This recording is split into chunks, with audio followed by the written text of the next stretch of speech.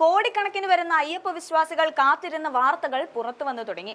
കൊള്ള നടത്താൻ കൂട്ടുനിന്നു എന്ന് ഭൂരിഭാഗം വിശ്വാസികളും വിശ്വസിക്കുന്നതും അതുപോലെ തന്നെ പ്രത്യേക അന്വേഷണ സംഘം അത് കണ്ടെത്തുകയും ചെയ്തിരിക്കുന്ന ദേവസ്വം ബോർഡ് മുൻ പ്രസിഡന്റ് എൻ വാസു ഏത് സമയവും അറസ്റ്റിലാകാൻ പോവുകയാണ്. ചോദ്യം ചെയ്തു കഴിഞ്ഞു. ശബരിമല സ്വർണ്ണക്കൊള്ളയിൽ വാസുവിന്റെ കാര്യങ്ങളുണ്ടെന്ന് അദ്ദേഹത്തിന്റെ അസിസ്റ്റന്റായി ഉണ്ടായിരുന്ന ഒരാൾ തന്നെ വന്നു പറഞ്ഞതോടെയാണ് തിരുവിതാംകൂർ ദേവസ്വം ബോർഡ് മുൻ പ്രസിഡന്റും മുൻ കമ്മീഷണറുമായ എൻ വാസുവിനെ ചോദ്യം ചെയ്ത് പ്രത്യേക അന്വേഷണ സംഘം തെളിവുകൾ ശേഖരിച്ചത്.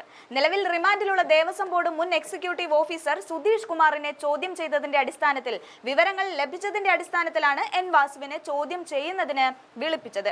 മഹസറിൽ ദ്വാരപാലക ശില്പത്തിന്റെ പാളി ചെമ്പാണെന്ന് എഴുതിയത് അന്ന് തിരുവാഭരണം കമ്മീഷണറായിരുന്ന എൻ വാസുവും KS ബൈജുവും പറഞ്ഞിട്ടാണെന്നായിരുന്നു സുധീഷ് കുമാറിന്റെ മൊഴി.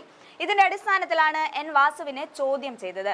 വിളിച്ചാൽ എപ്പോൾ വേണമെങ്കിലും വരണമെന്ന നിർദ്ദേശം നൽകി വാസുവിനെ വിട്ടയച്ചതോടെ ഏത് സമയവും അറസ്റ്റ് ഉണ്ടാകുമെന്ന സൂചനയാണ് അന്വേഷണ സംഘം നൽകിയിരിക്കുന്നത്. KS ബൈജുവിനെയും ചോദ്യം ചെയ്യാൻ വിളിപ്പിക്കുമെന്നാണ് വിവരം. ഇവർ ഒന്നിച്ചിരുന്ന് മോഷണം നടത്തിയത് വളരെ വ്യക്തമായി തെളിഞ്ഞിരിക്കുകയാണ്. അതായത് സ്വർണ്ണ മോഷണം നടന്ന 2019 കാലഘട്ടത്തിൽ എൻ വാസുവും ബൈജുവുമായിരുന്നു തിരുവാഭരണ കമ്മീഷണർമാർ.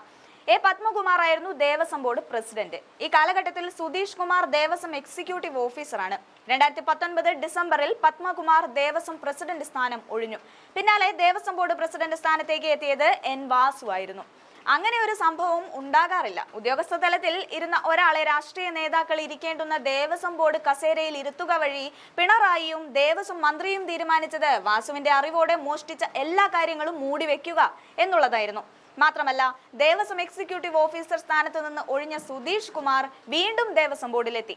എൻ വാസുവിന്റെ PA ആയിട്ടായിരുന്നു നിയമനം നൽകിയിരുന്നത്. അതും കള്ളന്മാരെയെല്ലാം വീണ്ടും ഒന്നിപ്പിക്കുന്നതിനുള്ള നിയമനമാണ് പിണറായി വിജയൻ നടത്തിയത്. ആരൊക്കെയാണ് മോഷണം നടത്തിയത് എന്നും എന്തൊക്കെയാണ് മോഷ്ടിച്ചതെന്നും അതുപോലെ എൻ വാസു അടക്കമുള്ള ഉദ്യോഗസ്ഥരുടെ പങ്ക് സംബന്ധിച്ച് സുധീഷ് കുമാർ SITക്ക് വിശദമായ മൊഴിയാണ് നൽകിയിരിക്കുന്നത്.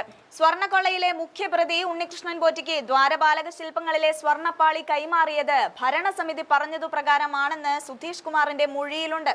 മേലുദ്യോഗസ്ഥർ നൽകിയ നിർദ്ദേശങ്ങൾ പാലിക്കുക മാത്രമാണ് ചെയ്തത്. ഓരോ ഘട്ടത്തിലും ഇത് സംബന്ധിച്ച വിവരങ്ങൾ മേലുദ്യോഗസ്ഥർക്ക് കൈമാറി. രേഖകൾ അപ്പോൾ തന്നെ മേലുദ്യോഗസ്ഥരെ ധരിപ്പിച്ചിരുന്നു. അവരും ചെമ്പുപാളികൾ എന്ന് എഴുതിയത് തിരുത്തുകയോ എതിർക്കുകയോ ചെയ്തിരുന്നില്ലെന്നും സുധീഷ് കുമാർ മൊഴി നൽകിയിരുന്നു. ചോദ്യം ചെയ്യൽ മണിക്കൂറുകളോളം നീണ്ടു. അതോടെ വാസു കുറ്റക്കാരനാണെന്നും മനസ്സിലാക്കിയ SIT വാസുവിനെയും ചോദ്യം ചെയ്യുകയായിരുന്നു. ഇനി വാസു പറഞ്ഞ കാര്യങ്ങൾ വെച്ചുകൊണ്ട് മൊഴി വിശദമായി പരിശോധിച്ച ശേഷം സുധീഷ് കുമാറിനെ വീണ്ടും ചോദ്യം ചെയ്യാനാണ് SITയുടെ തീരുമാനം. അതോടെ വാസുവിന്റെ അറസ്റ്റ് ഉണ്ടാകുമെന്നാണ് ഉറപ്പാക്കുന്നത്.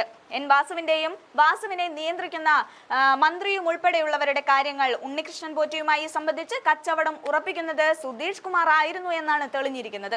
ഉണ്ണികൃഷ്ണൻ പോറ്റിയുമായും അതുപോലെ മുകളിലുള്ളവരുമായും ഒരുപോലെ അടുത്ത ബന്ധം പുലർത്തിയിരുന്ന സുധീഷ് കുമാർ അറസ്റ്റിലായതോടെ കാര്യങ്ങളെല്ലാം ഏറെക്കുറെ പിടികിട്ടിയിരിക്കുന്നു.